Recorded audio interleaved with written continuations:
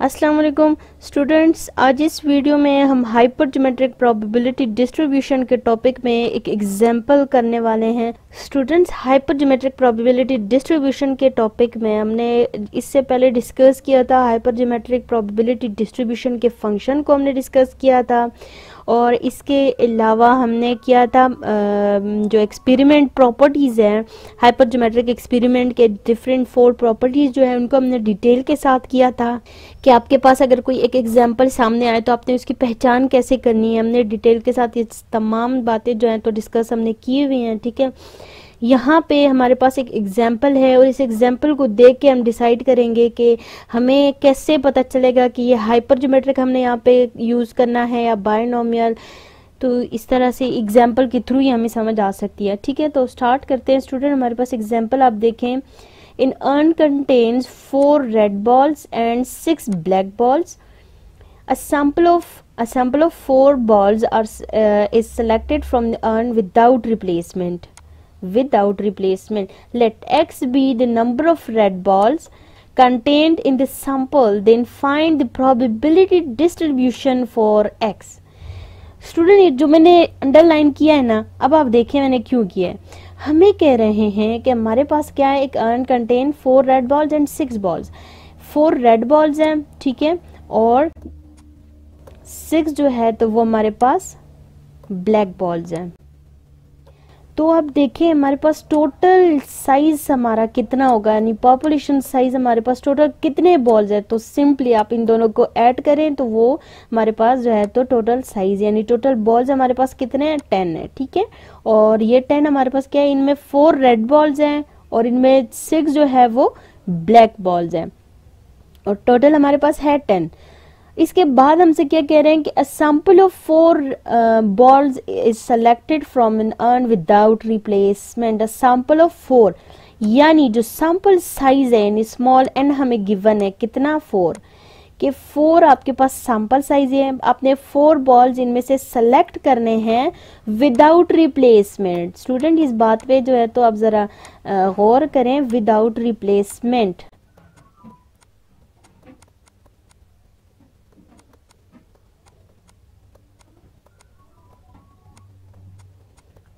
Without replacement हमारे पास है।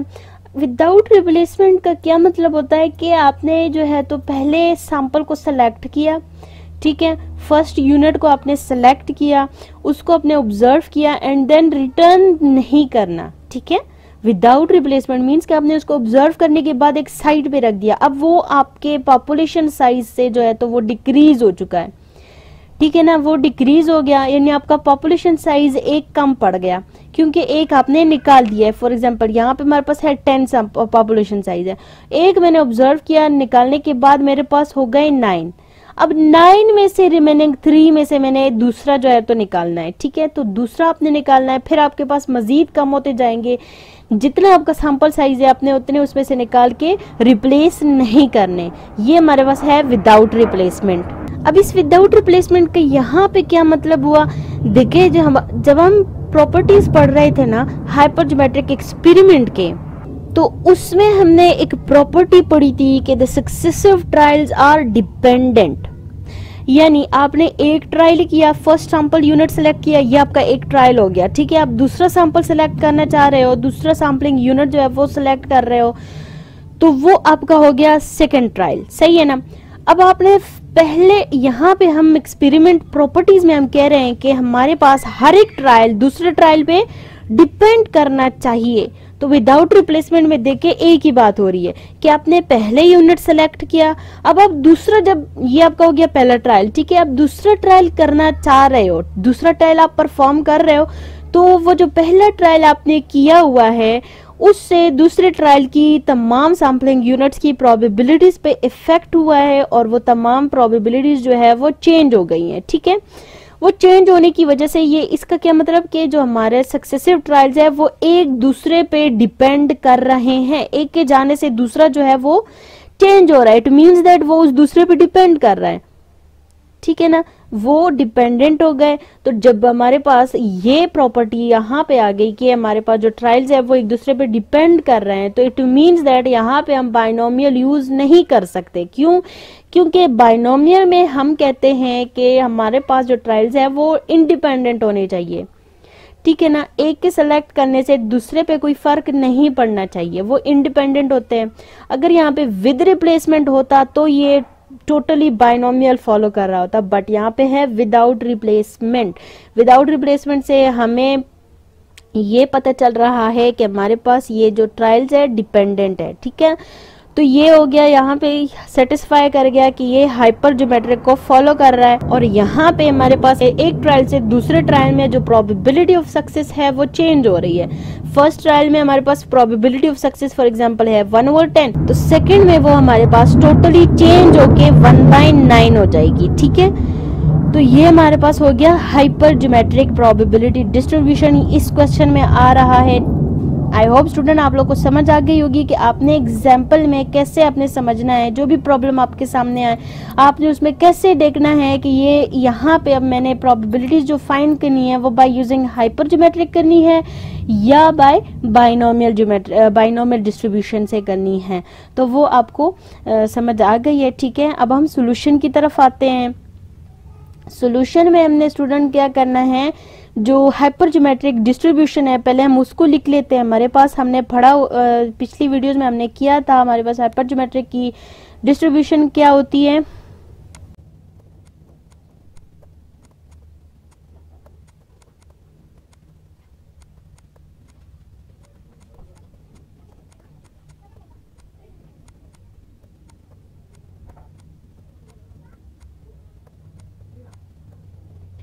तो स्टूडेंट ये हमारे पास है हाइपर ज्योमेट्रिक डिस्ट्रीब्यूशन के k c x n minus k choose n minus x by n choose n, ठीक है। k choose x n minus k capital n minus k choose small n minus x divided by capital choose capital small n, ठीक है।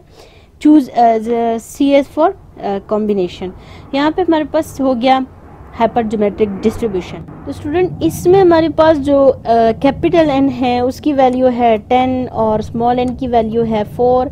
अच्छा जी, x की values क्या क्या होंगी, तो देखें क्वेश्चन में हमें गिवन है कि let x be the number of red balls contained in this sample. अच्छा, रेड x हमारे पास रेड बॉल्स को रिप्रेजेंट कर रहा है, नंबर ऑफ रेड बॉल्स को, ठीक है।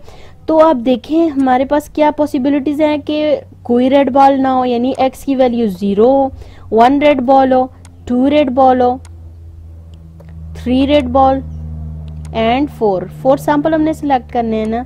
और दूसरा है कि रेड बॉल की वैल्यू भी हमारे पास 4 है। सो ये हो गई रैंडम वेरिएबल की वैल्यूज के 0 red ball, 1 red ball, 2 red ball, 3 red ball and 4 red balls, ठीक है। अब हमारे पास क्या है, हमें चाहिए k की वैल्यू। k हमारे पास क्या होता है, k हमारे पास जो होता है नंबर ऑफ सक्सेस, जो हमारे पास जिस चीज में हमारा इंटरेस्ट है उसकी जो टोटल वैल्यू है वो। आप देखिए हमारा जो रैंडम वेरिएबल है वो रिप्रेजेंट कर रहा है रेड बॉल्स को, तो इट मींस दैट कि रेड बॉल्स हमारे पास कितने हैं, टोटल 4 है। तो k की वैल्यू हमारे पास होगी 4, ठीक है। ये तमाम वैल्यूज हमारे पास आ गई। अब ये वैल्यू जस्ट हमने क्या करनी है, पहले x की वैल्यू 0 के लिए इस तमाम में जो है तो k x और n जो है वो सारा पुट करके x इक्वल्स टू 0 के लिए करना है, फिर x इक्वल्स टू 1 के लिए, फिर x इज इक्वल्स टू 2 के लिए, 3 एंड 4 के लिए। इसी तरीके से करते जाना है, हमारे पास जो प्रोबेबिलिटीज है वो आ जाएंगी। तो स्टूडेंट पहले हम करते हैं x इक्वल्स टू 0 के लिए, ठीक है। तो 0 के लिए हमारे पास क्या आएगा,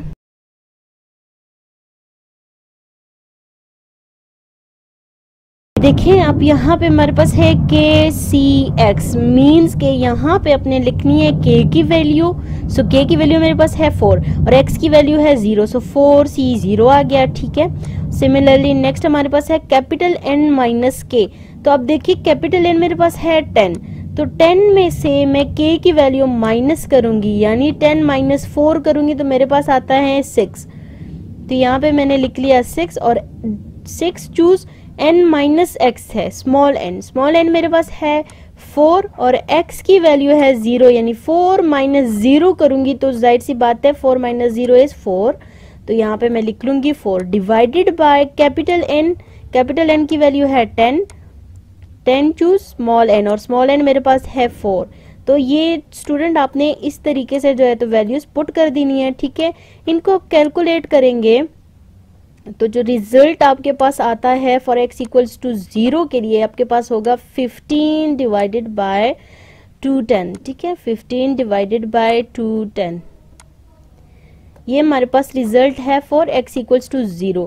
अब हमने करना है for x is equals to 1 के लिए। स्टूडेंट सेम उसी तरीके से आपने यहाँ पे जो है तो वैल्यूज पुट कर देनी है। जस्ट जहाँ पे x है वहां पे आपने पुट कर देना है 1, ठीक है। तो आपके पास जो वैल्यूज आएंगी वो होंगी 4 चूज 1, और सेकंड में आपके पास सेम कैपिटल N माइनस के, तो वो करें आपके पास आता है 6, और आपके पास है small n minus x. Small n मेरे पास है 4 में से मैं 1 यानी x की वैल्यू माइनस करूंगी तो मेरे पास आएगा 3, यानी 6 चूज 3 मुझे यहाँ पे लिखना है, ठीक है। एंड डिवाइडेड बाय सेम उसी तरीके से 10 चूज 4 ही आएगा।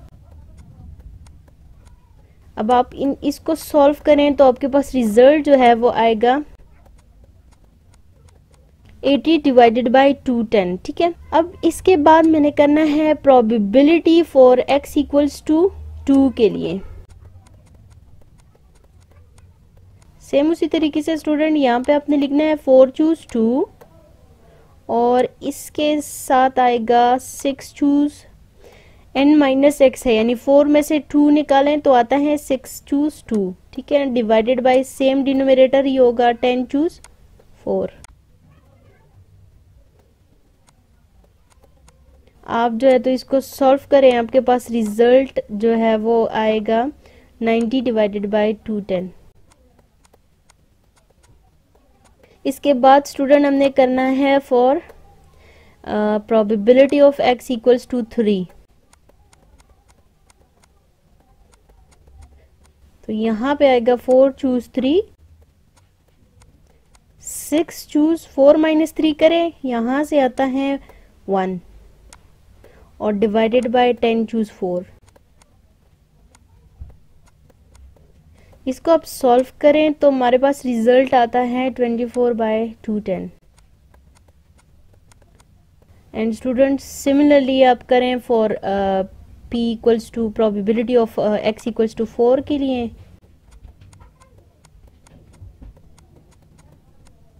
4 चूज 4 आएगा यहाँ पे, और जो है 6 चूज 0, क्योंकि 4 माइनस 4 करें तो वो 0 बन जाएगा, और डिवाइडेड बाय 10 चूज 4। इसको आप सॉल्व करें तो यहाँ से रिजल्ट आता है 1 डिवाइडेड बाय 210। स्टूडेंट ये हमारे पास हो गई प्रोबेबिलिटीज, ठीक है। ये हमारे पास आप देखें तो probability of x equals to 0, probability of x equals to 1, probability of x equals to 2, probability of x equals to 3 and probability of x is equals to 4 हमारे पास आ गई हैं। तो अब हमने करना है, ये देखिए क्वेश्चन में हमसे मांगा गया था find the probability distribution of x। अब हमने प्रोबेबिलिटी डिस्ट्रीब्यूशन जो है तो वो बनानी है। प्रोबेबिलिटी डिस्ट्रीब्यूशन बेसिकली हम कैसे बनाते हैं, हमारे पास रैंडम वेरिएबल होता है, उसकी टोटल पॉसिबल वैल्यूज होती हैं, ठीक है, और उनकी कॉरिस्पॉन्डिंग जो प्रोबेबिलिटीज होती हैं वो हम लिखते हैं। तो ये हमारे पास हो गया रैंडम वेरिएबल x, और इस रैंडम वेरिएबल x की जो कॉरिस्पॉन्डिंग प्रोबेबिलिटीज हैं वो हमारे पास है 0, सॉरी उनकी वैल्यूज हमारे पास है 0, 1, 2, 3 एंड 4।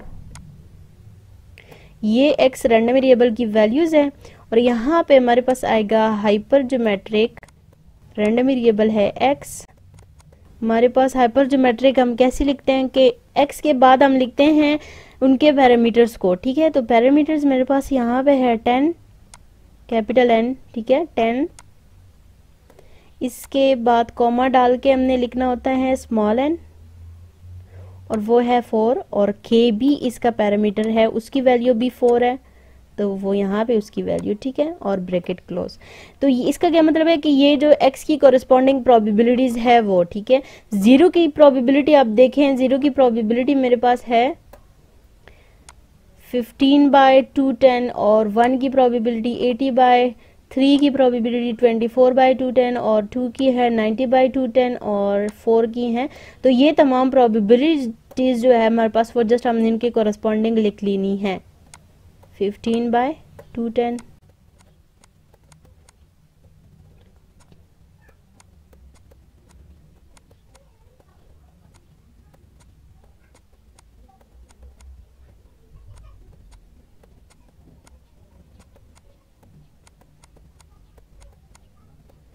स्टूडेंट ये हमारे पास हो गया प्रोबेबिलिटी डिस्ट्रीब्यूशन। ठीक है, रैंडम वेरिएबल के लिए हमारे पास ये probability distribution, required probability distribution है जो हमसे मांगा गया है।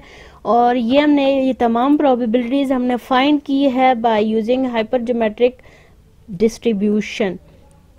तो स्टूडेंट ये आज हमने एक एग्जांपल की, ठीक है, हाइपरज्योमेट्रिक प्रोबेबिलिटी डिस्ट्रीब्यूशन के लिए। और इस एग्जांपल में हमने सीखा कि हम प्रोबेबिलिटीज हाइपरज्योमेट्रिक प्रोबेबिलिटी डिस्ट्रीब्यूशन को यूज करके कैसे फाइंड करते हैं और फिर उससे हम जो है तो प्रोबेबिलिटी डिस्ट्रीब्यूशन किसी भी रैंडम वेरिएबल के लिए हम कैसे बनाते हैं।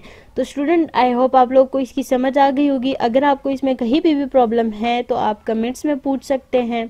Thank you so much for watching.